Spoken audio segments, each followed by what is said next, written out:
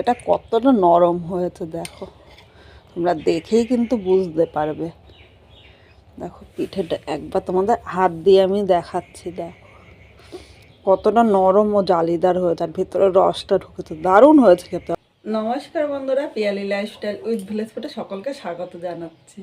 আজকে তোমাদের সাথে নতুন একটা পিঠের রেসিপি শেয়ার করব। ভিডিওটা স্কিপ করবো না, প্রথম থেকে শেষ পর্যন্ত দেখার অনুরোধ রইল। আর এইভাবে একবার দেখলে ভাববে যে এতটা সহজ পিঠেটা বানানো, তাহলে কিভাবে করলাম চলো দেখে নেওয়া যাক। এখানে আমি 4টে গাজর নিয়েছি, গাজরটা তোমরা কম বেশি করে নিতে পারো। এবার এখানে গেটারের সাহায্যে গেট করে নেবো, বা তোমরা একদম পাতলা পাতলা করে কেটে নিতে পারো, যেটা তোমাদের সুবিধা হয়। কিন্তু আমার মনে হয় এইভাবে গেট করে তারপর গাজরটা মিক্স করলে খুব ভালো মিহি হয়।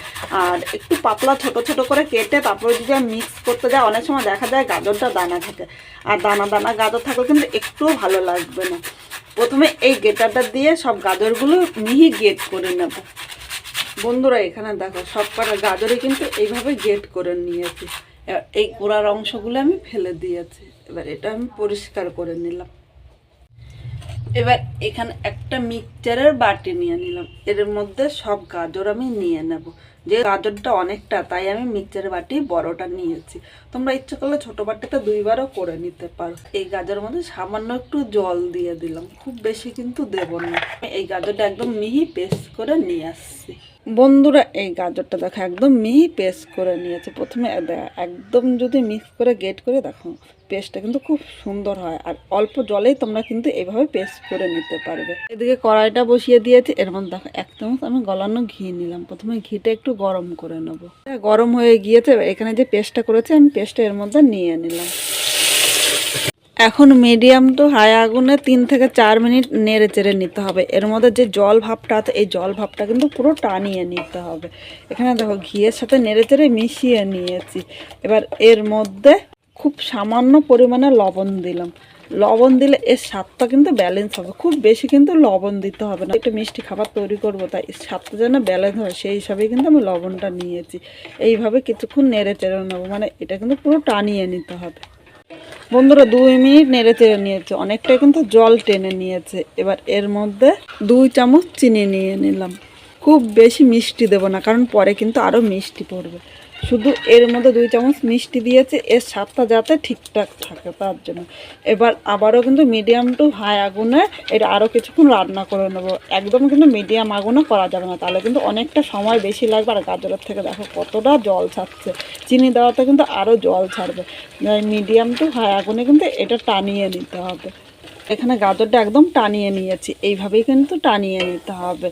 আর এই পর্যায়ে কিন্তু গাজরের মধ্যে 1 ফোঁটাও জল নেই। এবার এর মধ্যে 250 গ্রাম উষ্ণ গরম দুধ নিলাম। দুধটা কিন্তু আগে থেকে ভালো করে জাল দিয়ে নিতে হবে। দুধটা দেবো তখন গ্যাসের আগুনটা কিন্তু একদম মিডিয়াম টু লো করে দেবো, খুব জোরে কিন্তু জাল দেবো না।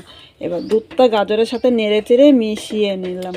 এখন এর মধ্যে এই বাটির, এখানে দেখো 1 বাটির একটু বেশি, মানে এখানে 150 গ্রাম সুজি আছে, এর মধ্যে আমি সুজিটা নিয়ে নিলাম। এটা তোমরা কম বেশি করে নিয়ে নিতে পারো। এখানে আমি 250 গ্রাম দুধ দিয়েছি, 250 গ্রামের জন্য 150 গ্রাম। আর যখন আমি সুজিটা দেবো একদম কিন্তু মিডিয়াম টু লোয়ে রাখতে হবে, কারণ এই সময় কিন্তু খুব জোরে কিন্তু আগুন দেওয়া যাবে না। এবার সুজিটা এর সাথে নেড়ে চেড়ে মিশিয়ে আরও কিছুক্ষণ, মানে একটু সময় ধরে কিন্তু এইভাবেই করতে হবে। একটু সময় ধরে করলে সুজিটা কিন্তু এর সাথে খুব সুন্দরভাবে মিশবে। এর মধ্যে আলাদা করে কিন্তু আমি আর জল দেবো না, কারণ জল দিলে এটা কিন্তু খেতে একদম ভালো লাগবে না। অবশ্য তোমরা চেষ্টা করবে একটু দুধ দিয়ে করার জন্য, দুধ দিয়ে করলে খেতে কিন্তু দুর্দান্ত লাগবে। কিন্তু এইভাবে অনবরত নাড়তে হবে, কারণ এইভাবে যদি না নাড়ি তাহলে নিচে দিয়ে কিন্তু ধরে যেতে পারে। আর নিচে দিয়ে যদি পুরো লেগে যায় তাহলে কিন্তু খেতে একদম ভালো লাগবে না। যতক্ষণ না এটা পুরো টানিয়ে নিচ্ছে ততক্ষণে কিন্তু এইভাবে নেড়ে চেড়ে নেব। বন্ধুরা দেখো হয়ে গিয়ে তার কড়াই থেকে কিন্তু ছেড়ে দিচ্ছে, এই অবস্থায় আমি নামিয়ে নেব। এদিকে একটা থালার মধ্যে আমি সবটাই নামিয়ে নিচ্ছি। দেখো কতটা গাঢ় হয়েছে, এইভাবেই কিন্তু একদম ভালো করে টানিয়ে নিতে হবে। আর এটা কিন্তু প্রচণ্ড গরম, এখন কিন্তু হাতে ধরা যাবে না, তাই কিছুক্ষণ আমি ঠান্ডা করে নেবো। ঠান্ডা করার জন্য এভাবে একটু ছড়িয়ে দিলাম, তাহলে কিন্তু তাড়াতাড়ি ঠান্ডা হয়ে যাবে। এভাবে আমি 5 মিনিট রেখে দেবো। মিনিট পর চলে এসেছি, আর এদিকে দেখো ব্যাটারটা ঠান্ডা হয়ে গিয়ে হাতের মধ্যে আমি একটু ঘি মাখিয়ে নিয়েছি। আর ঘি মাখিয়ে নিলে এটা মাখতে কিন্তু খুব সুবিধা হবে। এখানে কিন্তু আমি আর আটা ময়দা কোনো কিছুই দেবো না। এবার নর্মালি আমরা যেরকম আটা মাখি সেরকমই কিন্তু আমি মেখে নেব। এখানে কিন্তু তোমরা আটা বা ময়দা কোনো কিছুই কিন্তু লাগবে না, এইভাবে ভালো করে মেখে নিতে হবে। বন্ধুরা এখানে দেখো মেখে নিয়েছে, খুব বেশি নরম বা খুব বেশি কিন্তু শক্ত করিনি। এবার দেখো এখান থেকে আমি গোলা করে এরকম একটু বড় বড় করে নেবো। দেখো এরকম করেই কিন্তু আমি সব কয়টা করে নিচ্ছি। এখানে মোট 5টা গোলা হয়েছে। আমরা যেরকম রুটি করি রুটির থেকে কিন্তু একটু বড় বড় করে নিতে হবে। এবার এখানে আমি একটা বেলনি নিয়ে নিলাম, বেলনির উপরে আমি সামান্য তেল নিয়ে নিলাম। আমি এখানে তেল নিয়েছি, তেলের পরিবর্তে তোমরা কিন্তু ঘিও নিতে পারো। তেলটা প্রথমে পুরো বেলনিতে ভালো করে এইভাবে লাগিয়ে নিলাম, তাহলে বেলনির গায়ে কিন্তু লেগে যাবে না আর খুব সুন্দরভাবে আমি বেলে নিতে পারবো। আমি তেল দিয়ে বেলছি, তোমরা ইচ্ছা করলে কিন্তু ময়দা দিয়েও বেলতে পারো, কিন্তু আমার মনে হয় ময়দার থেকে তেল দিয়ে বেলা বেশি ভালো হবে। এবার হালকা হাতে বেলে নেবো, খুব বেশি কিন্তু আমি চাপ দেবো না। এটা নিয়ে এইভাবে আমি বেলে নিচ্ছি, মোটা করে বেলতে হবে, খুব বেশি পাতলা করবো না। বেলা হয়ে গিয়েছে আর এখানে দেখো এরকম একটা বাটি নিয়েছি, বাটির সাহায্যে প্রথমে এইভাবে আমি গোল করে নেবো। এইভাবেই কিন্তু করে নিতে হবে। এখানে একটাই হয়েছে যেহেতু ছোট হলো। এবার এটা সরিয়ে দিলাম, এগুলি যে ফেলে দেবো তা কিন্তু না, এগুলি দিয়ে কিন্তু আমি আর একটা তৈরি করে নেব। এইভাবে দেখো সাইডগুলো নিয়ে নিলাম। এবার এই বাটিটা দিয়ে এই সাইডটা একটু কেটে নেব। একইভাবে আমি এই সাইডটা ঘুরিয়ে এই পাশটাও কেটে নেব।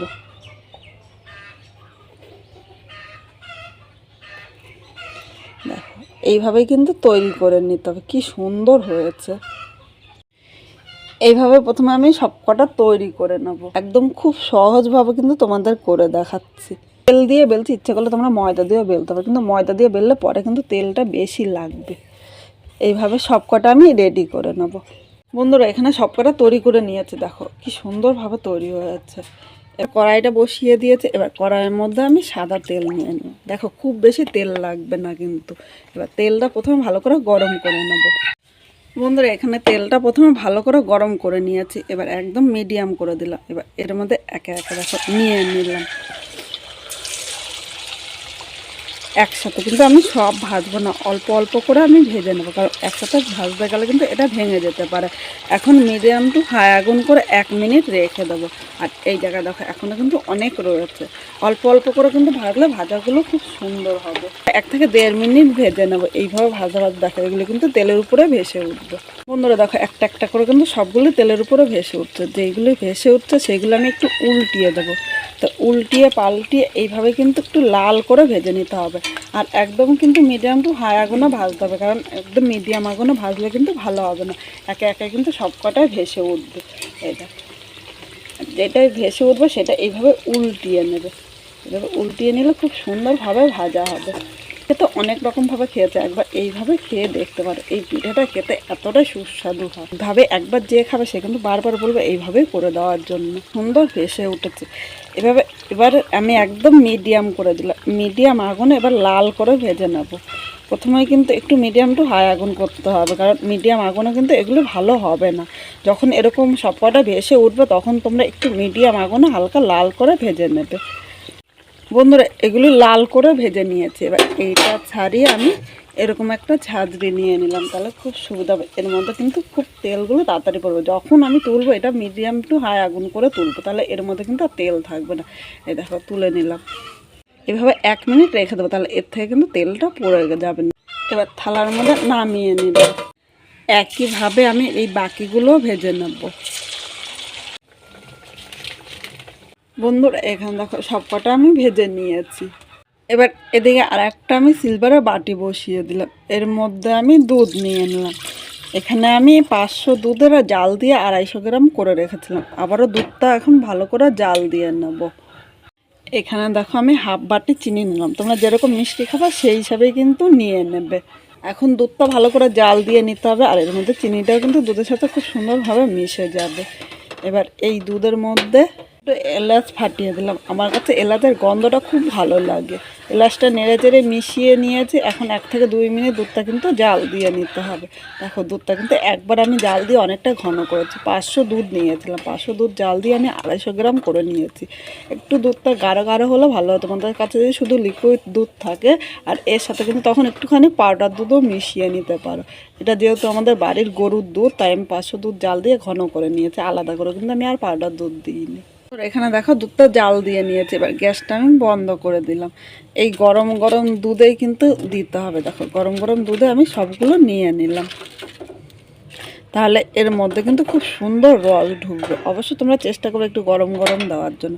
এবার এই দুধের সাথে সব কিছু নেড়ে চেড়ে মিশিয়ে নিলাম। অনেকে তো অনেক রকমভাবে পিঠে খেয়েছে, একবার এই পিঠেটা খেয়ে দেখতে পারো। দেখতে যতটা সুন্দর না হয়, খেতে কিন্তু ততটা সুস্বাদু হয়। একবার যে খাবে সে কিন্তু বারবার বলবে এইভাবে করে দেওয়ার জন্য। সব কিছু নেড়ে চেড়ে মিশিয়ে নিয়েছি। এবার এইভাবে আমি 10 মিনিট রেখে দেবো, তাহলে এর মধ্যে কিন্তু রসটা ঢুকে যাবে। যখন এটা রস ঢুকে যাবে, এটা কিন্তু আরও নরম হবে আর খেতে কিন্তু আরও সুস্বাদু হবে। বন্ধুরা আবারও চলে আসলাম। এখানে দেখো পিঠেগুলো কিন্তু রস টেনে নিয়েছে, আর পিঠেগুলো দেখো কি সুন্দর হয়েছে। এবার এখান থেকে কিছু পিঠে আমি এই পাত্রটার মধ্যে নামিয়ে নেব। খুব সাধারণভাবে এই পিঠেটা করেছি, কিন্তু দারুণ হয়েছে। তোমরা বাড়িতে কিন্তু একবার ট্রাই করো। তো পিঠে খেয়েছে, এই পিঠেটা কিন্তু একদম অন্য রকম। খেলে বারবার বলবে এই পিঠেটা করার জন্য। ভালো লাগলে একটা লাইক, কমেন্ট ও শেয়ার করে পাশে থেকো, যাতে নতুন নতুন ভিডিও আপলোড করলে সবার আগে নোটিফিকেশন আপনার কাছে পৌঁছিয়ে যায়। এখানে সব নামিয়ে নিয়েছি। এবার একটা তোমাদের দেখাচ্ছে আমি কতটা টেস্টি হয়েছে। এখান থেকে দেখো এই পিঠাটা আমি একটু সাইড করে নিলাম, তাহলে কিন্তু তোমরা বুঝতে পারবে। দেখো কতটা নরম হয়েছে আর তুল হয়েছে, খেতে কিন্তু দারুণ হয়েছে। অবশ্য বাড়িতে একবার ট্রাই করার অনুরোধ রইল। এটা দেখো তোমরা একবার দেখো পিঠেটা একবার তোমাদের হাত দিয়ে দেখাচ্ছি। দেখো কতটা সুন্দর হয়েছে, মুখে দিলেই গলে যাবে। খুব সহজে তোমরাও করে নিতে পারবে।